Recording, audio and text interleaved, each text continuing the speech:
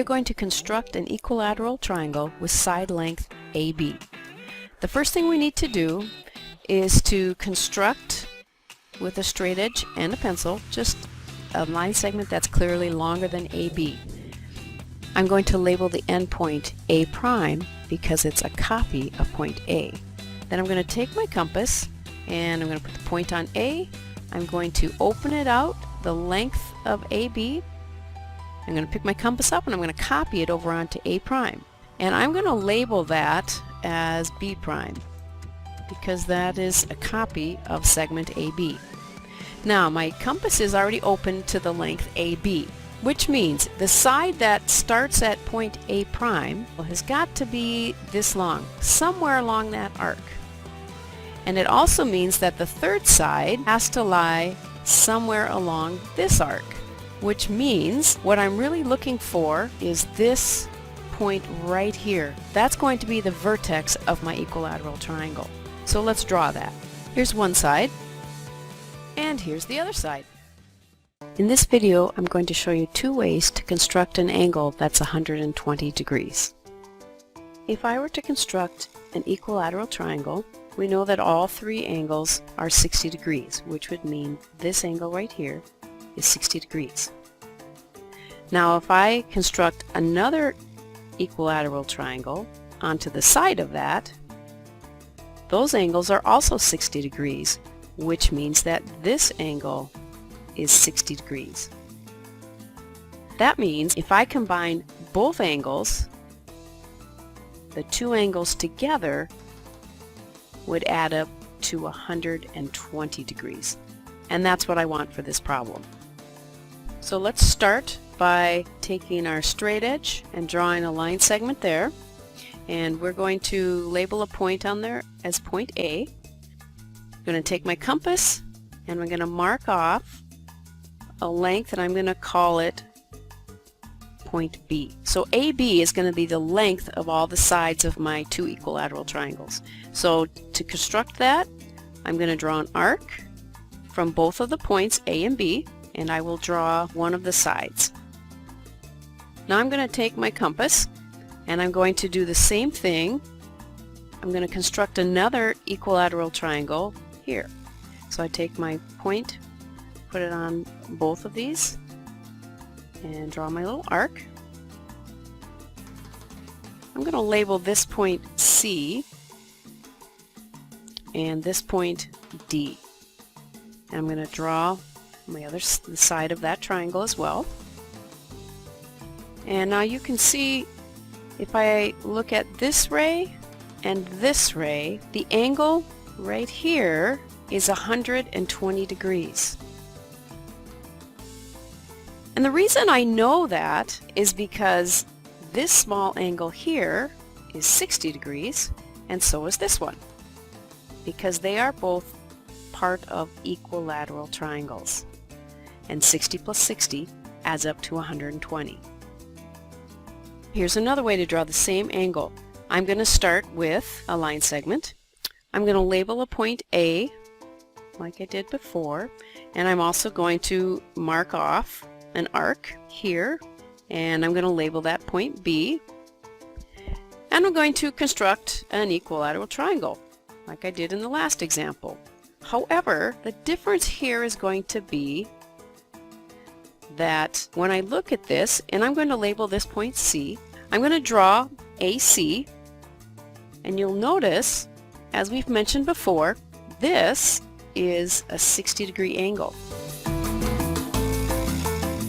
Now, if I look at the supplement of that angle, this angle right here, this must be 120 degrees because a linear pair or supplementary angles must add up to 180 degrees.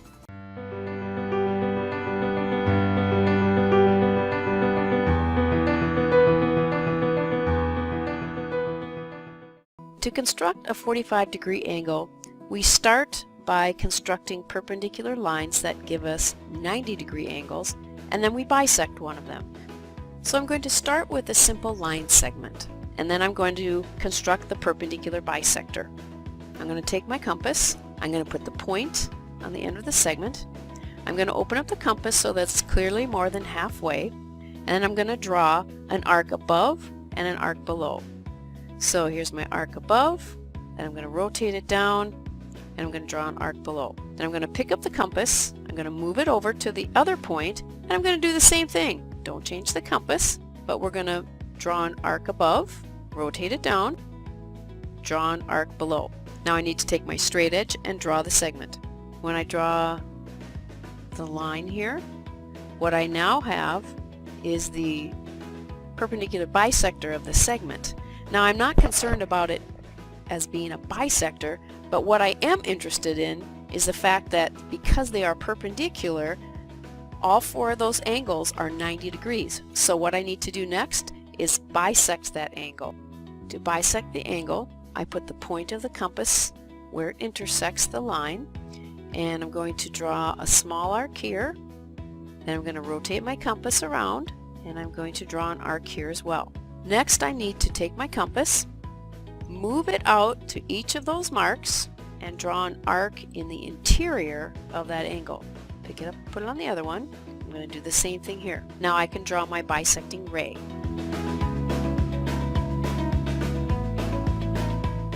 There's my bisecting ray.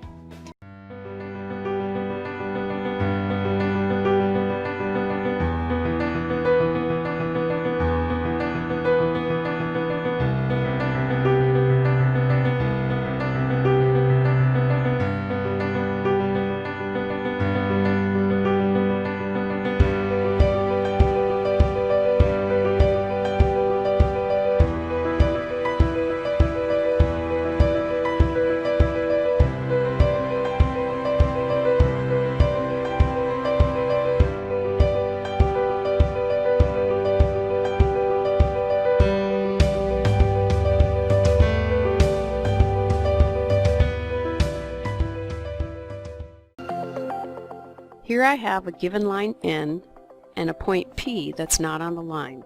I'm going to construct a line that is perpendicular to line N and goes through point P. So what I'm going to need to do is take my compass, I'm going to put the point on P, and I'm going to draw an arc on one side, then I'm going to rotate my compass around, and I'm going to draw an arc on the other side. Let's label this point C, and let's label this point D. Now what I need to do is take my compass, place the point at D, and draw an arc. Then pick up the compass, put the point on C, rotate it around, and draw another arc. What I need to do now is to draw a line that goes through point P and the intersection of those two arcs. The line that I draw will go through point P and the point of intersection. And then I just need to draw my arrows, and the red line that I have constructed is perpendicular to line N. What we need to do is first draw a line that intersects both the line and the point. It doesn't matter how slanted the line is, it just needs to go through point A. Now what we're going to do is we are going to copy this angle right here, and we're going to put it right here. So let's do that. To copy the angle, we need to put the point of the compass at the vertex, and then we need to draw an arc. Pick up the point, put it on A, and draw an arc. Now we need to measure the opening of that angle, so we change our compass along that arc, measure it, lock it, and now we need to copy that up here.